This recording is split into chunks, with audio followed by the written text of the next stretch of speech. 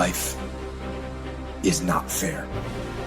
And that is the reality. Disease and accidents don't care if their victim is a good person. They have no reason, no justification, and no mercy. And you cannot stop it. So, what do you do? Life's not easy. It is not. Don't try to make it that way. Life's not fair. It never was. It isn't now, and it won't ever be. Keep going because there's people that don't want to see you succeed. Keep going because you want to prove those people wrong. You want to knock the naysayers down. You want to make them your footstool. I'm telling you to keep going when you face opposition. I'm telling you to keep going when you face adversity. People always ask me like there's some magical response. How did you go from just coming from Liberty City, selected one of the top 5 speakers in the world? I was willing to work. Most people aren't willing to do that because I was moving. I want you to write this down. Keep it moving. One of the things that you don't want to do is become comfortable with where you are when you know in your heart of hearts you can have more and you can do more, and there's a life for you beyond survival. And I just felt that I could do more. I say step up. Be the one who people look to. Absorb the impact and the negativity. No matter what is happening, no matter how hard the fight is, as long as you keep fighting, you win. Only surrender is defeat. Only quitting is the end. So fight on. Sometimes you're gonna just say you just don't have it anymore. You must reconnect with your possibilities. It's time for us to rise again. It's time for you to rise up, and it's time for you to make that first step. It's time for you to start grinding so that you can make it happen. We got a lot riding on you, and I'm telling you, greatness is here.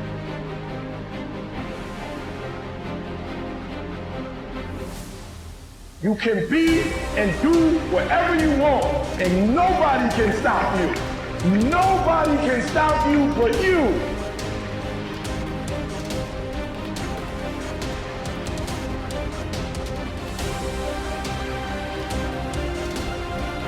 Dostoevsky said that in Notes from the Underground. Great book. You know, he said, I love this. It was his an early criticism of the notion of a political utopia. He said, look, if you gave people everything they wanted, they had nothing to eat but cake, and nothing to do but sit in warm pools and busy themselves with the continuation of the species. That was his lines. That the first thing they would do, well, maybe after the first week, was like go kind of half insane and smash everything up just so that something that they didn't expect would happen, so that they'd have something interesting to do. And it's so right, because, you know, the utopian notion that if you just had all the material stuff you wanted, that you'd be, well, what would you be? What would you do? You just sit on the couch and watch TV? I mean, you'd be, I don't know what, you'd be cutting yourself just for entertainment and no time flat, you know, and that's the sort of thing that people do. So we're not adapted for security and utopia. We're adapted for a certain amount of security because, you know, we are vulnerable, but mostly we want to have one foot out where we don't know what the hell is going on, because that's where you're alert and alive and tense and with it.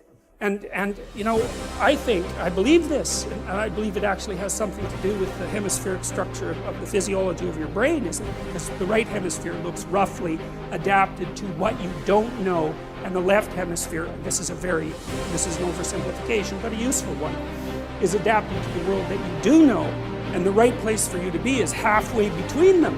Because that, and you can tell that. That's what's so cool. And this tells you that this is actually reality that's manifesting itself to you.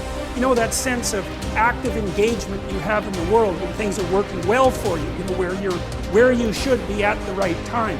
You're alert and on top of things and engaged, and you don't have much of a sense of time, and the sense of the tragedy of life sort of recedes. And that's when you've got one foot where it's secure and one foot out in the unknown. And your brain signals to you that you're in the right place by making what you're doing meaningful. And that sense of meaning is actually a neurophysiological signal that you've got the forces of the cosmos properly balanced in your being at that moment. And that's why it feels so good. Now, well, what else could it possibly be? I mean, our brain is capable of looking beyond our vision. That's what it's for. And that sense of engagement, there's no reason to assume that that's anything but a real signal. And you can reduce it. You could say, well, the problem with being where you know only is that you don't know everything. And that's going to be a problem in the future. And the problem with being where you know nothing is, that's just too much, man. You go into panic mode because anything can happen there and you can't handle it. So you've got to mediate between those two things. You want to be secure enough so that your physiology isn't revving out of control, and you want to be out there in the unknown enough so that you keep updating yourself constantly. And that's the place where information flow is maximized. And you know that because that's where you are when you're having a really interesting conversation with someone, or you're gripped by a book, or you're really into a movie, or maybe something that you do as apart from your work, or maybe even in your work, you're into it. And that's because you are in the right place at the right time, and your whole nervous system is signaling that to you. And I would say that's the sort of place that you should be all the time. And of course you can't be because no one's perfect, but that's the recreation of paradise on earth. It's something like it because you are in the right place at the right time when that is happening. I think people's relationship with time. We talk about relationships with humans. How's your relationship with your kids? How's your relationship with your wife? Your dad or your parents? But we never talk about a relationship with money and time. And your relationship with time is such a key component of your life, because when you get caught in a routine, time goes so quickly. When you understand that there are maybe only 28 summers left, and if you want to truly, get as much experientially out of life, it just creates a tremendous amount of urgency. So, and the fear goes away. Because you're like, shit, man, nobody on the planet, no one's going to be here in 100 years. Do I care what he thinks that, we're not going to be here in 100 years, so why wouldn't I take a chance? And it's just, I don't know, it's just so, I stopped writing it because I'm so aware of it. There's not a day that goes by when my head hits the pillow where I don't say to myself, did I maximize the day, and am I aware of my mortality? And it might sound depressing, but it's not. For me, it's thrilling. It's thrilling. You have to make that decision for yourself. You have to decide, I'm going to pursue that path, which is going to be really, really hard and difficult and take many, many years and be a great sacrifice, or am I going to pursue being a great employee? Now, if you want to be a great employee, you've got to remember something. You're hired to help someone else achieve their goals, which is cool. There's nothing wrong with it. But if you don't understand that, you are not going to be a good employee. So you have a boss and they say, here's our goal for the quarter. You're going to help me get there. You work like hell to make sure that they achieve that goal. You're part of that team. That's very important. And then you keep moving up the ladder. And the great thing about that is if you're a good employee, you can also do very well. It's not the same as being an entrepreneur. You're never going to probably make as much money as you could have had you started the company, is my point. But you'll get the Saturdays off, the Sundays hang out, go to the soccer games with the kids, have a more balanced life. There is no balance in entrepreneurship. We talked about love and how to have love in a relationship.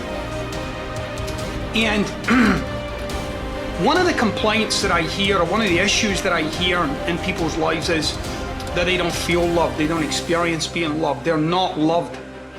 And they're then left with this kind of tail chasing exercise, okay? Where they're on the lookout to love themselves first. I first must love myself, which is that statement alone is very insular. It kind of turns you in the way, all right? So, which goes against the grain of love as an expression, right? So love is an expression, but I have to love myself first. It doesn't quite add up, and you got to check this out for yourself, okay? So, what we got to in my conversation with the client was that they themselves could see when they're being loved, that is when someone in their life says, I love you, that they experienced love. And right away in the moment, it seems like I'm experiencing you giving me love. If you look again, if you actually inspect again, you'll see in the moment that they said, I love you, what you were actually present to was your own love for them. Now, if you again look in your life, you'll find there's occasions when people have said, I love you, and you didn't experience anything. In fact, for some of you, if you've had issues with certain people in your life and they say, I love you, you often experience resentment or upset, or, you might not always say it, but you'll experience it.